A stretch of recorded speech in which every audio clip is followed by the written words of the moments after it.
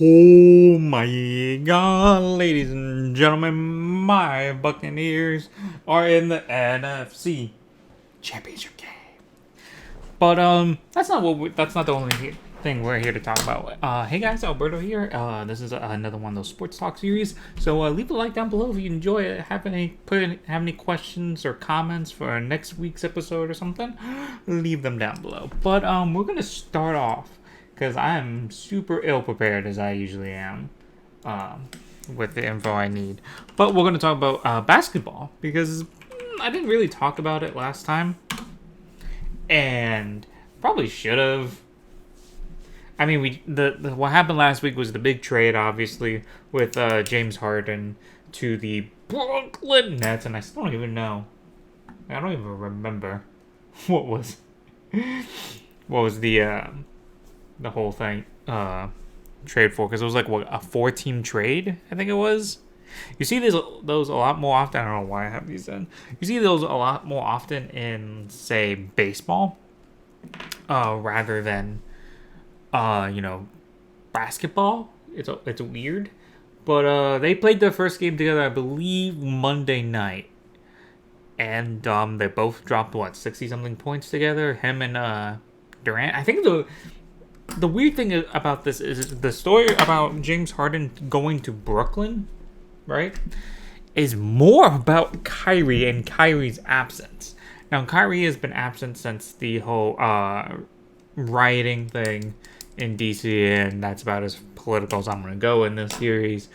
But he hasn't shown up since, and now when he was decided to come back, he is getting punished by the NBA, as she probably should, for the rules of the current pandemic that's in effect, and it's so weird. Like, what's going on with Kyrie Irving? He's always had a weird personality, and whether he thinks he's woke or something is none of my business, and nor do I really care. But when you're supposed to be asked to take it seriously and with respect, and then you just don't show up to work. Like, if I do that, and this is comparing to the everyday person, right? If I do that, I was like, oh, you should take me seriously, or you need to stop messing around and making jokes about this, and then not show up to work because I don't feel like it, or I don't give a reason. And granted, you'll probably say I don't have to give you guys a reason. I told the team. I didn't tell the coach, apparently. How the hell do you not tell Steve Nash? But I didn't tell, I told the organization where I was, and that's it. Yeah, it's not good enough when you were at one point the poster child for the current era of the Brooklyn Nets, and you walked out. More so than Urban Meyer does, and that's saying something. Whenever something goes wrong for Urban, he's like, okay, I didn't get off screen, but you get the point, right? But it's just so weird to me. Brooklyn kind of had to make a trade like this because you were gone now. Because trade talks with James Harden and Houston were just steady Eddie. Nobody really needed him, and he wasn't really, I wouldn't say showing up, but he was kind of already not putting 100% in, and that was already scaring some teams off. But now, when your arguably star player is gone, and you just have Durant, and you've been up and down in his absence, you kind of have to make a trade like this, because you, with the contracts you have, Kyrie, KD, and now James Harden, even before James Harden, you are in a win now mode. What's more win now than trading a bunch of picks? It is ridiculous to say. And still, no one really, people care, but people still care more about LA and the Lakers more so than Brooklyn Nets. And this was supposed to be Brooklyn's comeback, basically, which is very weird. And I could pick apart more and more details about basketball, but it's just not my passion. I find that whole situation very weird. especially since James Harden balled out that night. Very, very strange. Nonetheless, what do we have? There's not that too much baseball talks. There is actually there is baseball.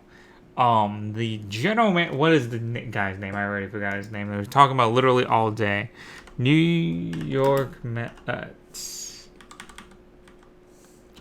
general manager who sent really bad picks, and when I mean really bad. Here we go, Jared Porter. I'm not even gonna put his picture on screen. I'm just gonna put the Mets somewhere, because,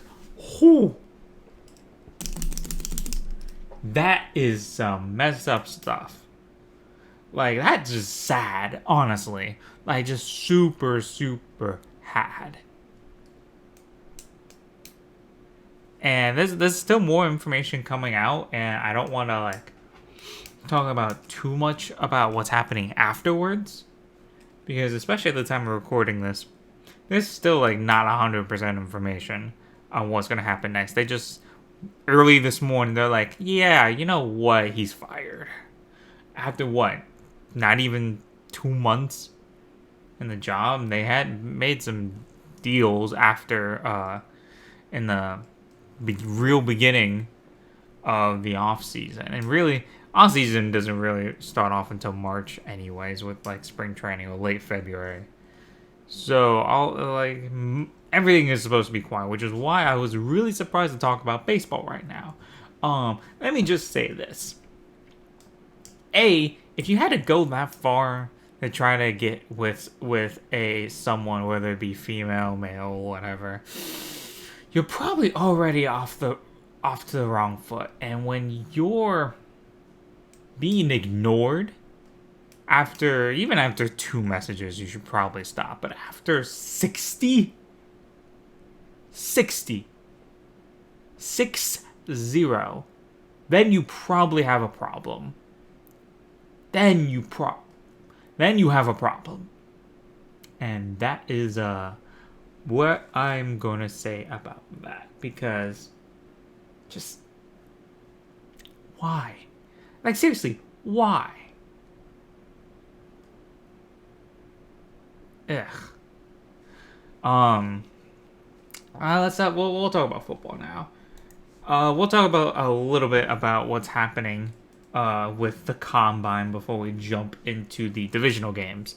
They have decided to cancel the combine, and to me that's a little bit surprising. But a lot of stuff is happening because it's usually traditionally held at Lucas Oil Stadium, and they might convert Lucas Oil Stadium to the Final Four, because the NCAA March Madness is going to be held in the Indianapolis area as well, and a bunch of small like regional facilities in Indy for their proper representation of the different seeds. And they may or may not have it at the stadium, at Lucas Oil Stadium, so they may or may not have fans. And that is a big deal. So we're going to go ahead and jump right into the NFL conference championships. I'm going to start with the AFC first. And we're going to obviously talk about, different things here and there. What happened in the divisional round, because they're going to play a part in the conference round, obviously. So we're going to start off with the AFC, Bills and Chiefs. Bills scared me for 2 different reasons. They can either look really good with that passing attack, or they can look really bad on defense. Now, they had a little bit of success running the ball, but that passing game was just not there. Outside the 101-yard defensive coast-to-coast touchdown by, what's his name? Tremaine Smith. I literally retweeted, because I didn't remember this until they showed it, but he was the guy that got, here you go, Teron Johnson got smacked in the face during the combine drills back in 2018, which I remember watching that and going, ooh, and then actually seeing him with that 101-yard touchdown. Felt pretty good, actually. Felt pretty good. But honestly, that game between Baltimore and Buffalo, people was like, "Oh man, it was a great defensive game." I think it looked more sloppy. Like neither team knew what they wanted to do, what was going to be successful. If for that, I gave the slight edge to Buffalo in that because Baltimore only really has one thing, and that is to run the ball. They're going to get you on gotcha moments with the passing game to Hollywood Brown and Mark Andrews and stuff. But outside that, that's all they had going for them. And the passing game looked shoddy for Buffalo. So that's definitely something to clean up. Now, was that part because of the Baltimore defense? They got some really good pass rush.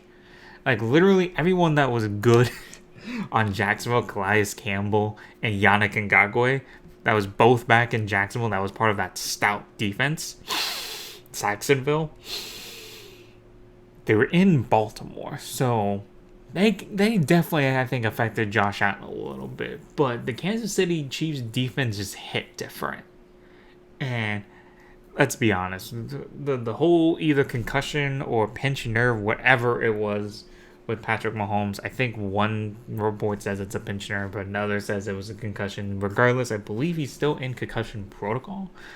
So it's something to be watch out for, but I am 99.99% sure he's going to be there this Sunday against the Bills. And I think he's going to be the main difference. I don't think they have going to have Clyde Edwards-Helaire for that night game. I don't think he really showed up because I think he was hurt. I'm about to double check right now against the Cleveland Browns. Stats. Rushing. Yeah, it was more Darrell Williams, and let's face it, that Clyde Edwards-Helaire is like their best running back right now. And even Patrick Mahomes had the second most rushing yards at 14. That's who.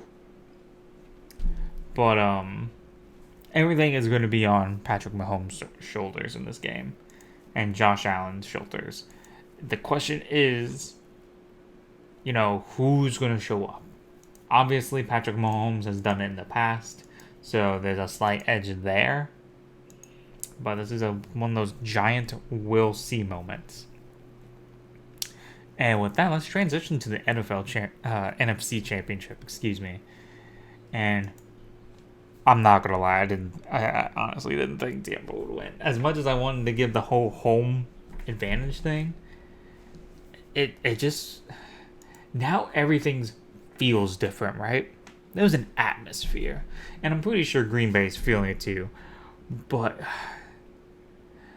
Green Bay has a really solid team. Their running game has been showing up as of late. Aaron Jones, Jamal Williams, A.J. Dillon. Like A.J. Dillon, seeing him in college, I knew he was a steal in the draft. And the fact that he's just now starting to feel it is wild to me.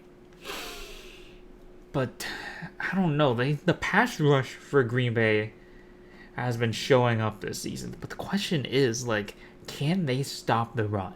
They gave up 90 yards to Cam Akers, which for all intents and purposes is a really good running back too. He's a really good running back. I watching him in college against let me just say this. Compared to Florida State's offensive line, oh my god, you can tell. He's finally I have an offensive line behind him outside of just getting on the edge and just going to try to make a play. That's Cam Akers, that's Florida State, that's LA. We're talking about A.J. Dillon, and I think he's going to have a solid game, I think. I don't know. It just feels that way, right? With Green Bay. It feels like A.J. Dillon has to step up, even if Aaron Jones doesn't. And this is not the same Green Bay that Tampa has faced. This is not the same Buccaneers that the Packers have faced. Both teams have a good set of momentum going for us, especially defensively. You shut out Jared Goff, which Jared Goff was not 100% at all. And I think scheme-wise, they could have done a little bit better. They could have ran more play action. They could have just ran more run plays. Like, they literally... There's a play where they just ran up the A gap. The A gap on the side of the... on the left side. And there was just daylight for Cam Akers. And he took it. So, that's honestly... As much as we want to talk about, these great passers with Tom Brady and Aaron Rodgers, my gut says it's going to be one on the ground. And as much as I have a great trio, that duo has been showing up in Tampa. And Ronald Jones, Rojo, is not even 100%. He's like a good 75 to 80%. Now, Antonio Brown is day-to-day. It doesn't... I think they said that his... They had an MRI on his knee, and it does not look like anything serious. So he's just getting massages, doing all that stuff. So having him be more of a role would be great as well, because I don't think he was officially signed with Tampa during the first game. So that's a new element that they're going to have to mess around with. They're going to have... Because I believe it wasn't the New Orleans game was AB's first, Antonio Brown's. But you have that. You have Mike Evans, who had a solid showing against Green Bay earlier in the year. You have Chris Godwin. You have 3 number 1 receivers on one side, and where on the other side, Devontae Adams is the pure number 1 because he is just crazy. He is just awesome. The Carlton Davis is gonna have a field day messing with him. But they definitely are better utilizers of the tight end with Robert Tonyan. This is just going to be an all-around... Don't be surprised if it just all of a sudden relies on the ground. And plus, Vita Vea might be back during this game. He might only get like a handful of snaps. But if he should be practicing today when this podcast is uploaded. So it's... This is... I think, honestly, between the 2 games... the AFC and the NFC, I think it was honestly the better off of the two. Like, yeah, you got Tyreek Hill. Yeah, you got Patty Mahomes. Yeah, you got Travis Kelce. Yeah, you have Josh Allen. Yeah, you have Stephon Diggs. But you just look at the offenses you have in Tampa and Green Bay. Like, that is going to be a defensive game, I tell you what. And I think with the momentum and what Devin White has been able to bring to the table, like, now his name is getting more and more recognized because he just went off against New Orleans. I honestly think that Tampa has the edge of this defensively. Like, legitimately. That's not like a hometown thing either. Like that defense, including Devin White, including Shaq Barrett, including Jason Pierre-Paul, including Carlton Davis, that team just threw Drew Brees off like his A game. And that Drew Brees was the normal Drew Brees that we couldn't get any pressure on. He just had a field day. He was visibly shook this past Sunday. And the 3 interceptions showed it. And then the last fumble was Antoine Winfield Jr. doing Antoine Winfield things. And the question is, am I talking about senior or junior? The answer is yes. The answer is yes. So, Pack has been good defensively. They've been great offensively. But all the momentum seems to be in Tampa's favor. And overall, I still think Tampa's the better team. The pass rush, I'd probably give the edge to Green Bay, but just as a whole, it feels like Tampa's just better. Like, if anything, that was the main gripe I have this season, was the pass rush that was supposed to be great with Zach Barrett, Jason Pierre-Paul, Nick Sue, and all those guys. They were lackluster this year. Shaq still put up, I think, the most QB hits or QB pressures out of all the outside linebackers and the pass rushers, next to like Myles Garrett. But still, it doesn't feel like it's enough, especially when every QB was getting the ball off 2 minutes and we were one of the worst passing defenses out there, which is why we were probably forced to blitz a lot to make up for it. So I don't know.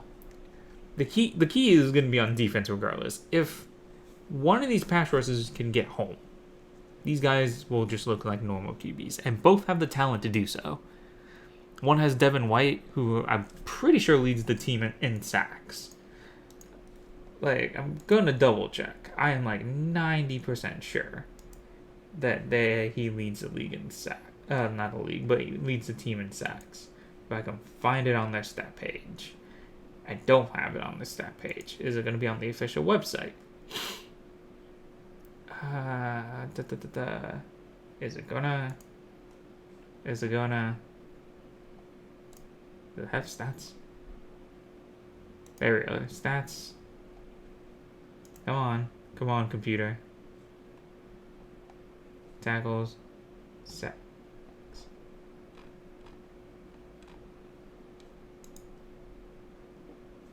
Yes. 9 sacks. Okay, he is a half a sack behind Jason Pierre-Paul, the lone Pro Bowler on the Buccaneers roster. Wow, Antoine Winfield Jr. has 3 sacks. That's wild. But just, yeah. Think about that for a minute. So, yeah. Prediction times, because everybody loves predictions. I am going to be going for Kansas City over Buffalo. Let's face it. Kansas City is just gonna show out when they need to. I still think the whole play down to the opponents thing is rough, because even before Patrick Mahomes got that concussion, we're gonna call it a concussion for now until we get more solid info. They let Cleveland in, and granted, that running game, like I said, kept them in the game. Like, they still have if not the best 1-2 punches in the league over in Cleveland. So it's not surprising that they helped keep them in the game. But still, it just feels like with how good the Kansas City Chiefs always is, and even the 14-2, they really let their opponents stay in the game. And that, to me, scares me more than anything. I'm still going to pick them to win because they've done it all season. And for the NFC Championship, people think Tampa Bay are the underdogs, and I'm gonna probably agree with them because Green Bay has clearly been the better team all season. But I'm gonna go with the Bucks. My gut, like truly in my gut of guts, tells me that this defense is gonna have a second showing, and Devin White is gonna go crazy again against the run and to try to pressure Aaron Rodgers. That's just a gut feeling more than anything. I think playoff Leonard Fournette is going to have a great game because I think he's going to take the starting role for now just because Ronald Jones is still not 100%. And I think gut tells me Mike Evans is going to have a day too, but it's mostly going to be on that defense. I think Devin White's going to have another hell of a game. And he's going to show like, hey, this team is special and watch out. So yeah, so that means my Super Bowl predictions at this point is going to be Kansas City and Tampa. And wow. When I mean it is currently a different atmosphere down here, and it's not just me driving along right by the stadium because I do that every day and seeing all the Super Bowl stuff coming out. It's truly special time. Regardless, we're gonna be happy with what the end is. Of course, we're gonna want a Super Bowl. I'll tell you what, the Bay Area has not felt like this in damn near a decade, more than a decade. Like, even when we went to the playoffs, I'm thinking, 2007? I think that was Jeff Garcia's, second to last, if not last season. And still probably one of my favorite Buccaneers QBs up until, I guess, Brady at this point. Just, whew.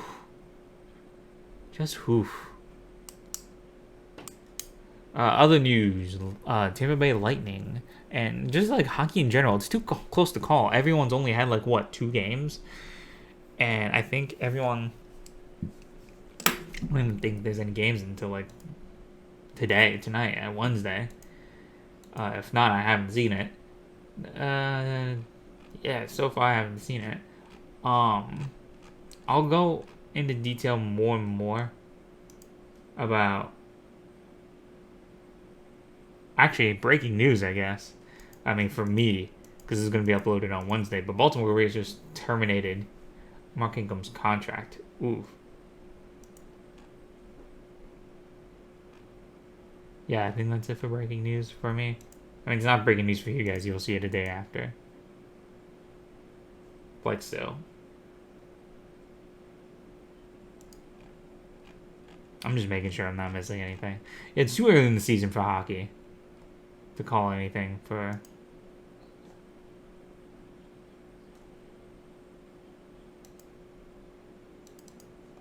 And as much as what I'm talking about is like, oh my god, Tampa looks so good right now. They're also playing against the Chicago Blackhawks team, which is clearly in another rebuild. And I'm not going to take anything for granted until we get later on into the season. So, with that being said, I didn't think this was going to be another short, like 20-minute podcast type of deal. But here we are. How you doing?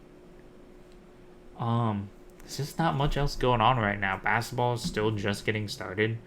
NFL is almost done, and I feel like once we start the actual off season is when these videos will get longer, because I do want to talk about possible free agency, the draft. I want to try to make it a series, not so much a series, but like a trend in these during the off season where we talk about like each team's needs going into the draft and free agency. Again, we'll get there when we get there. We still got the Super Bowl to worry about, and oh, hey, cool. Tristan Wirfs and Antoine Winfield Jr. are both on the all-rookie team for, I have no idea, the Pro Football WA? PFWA?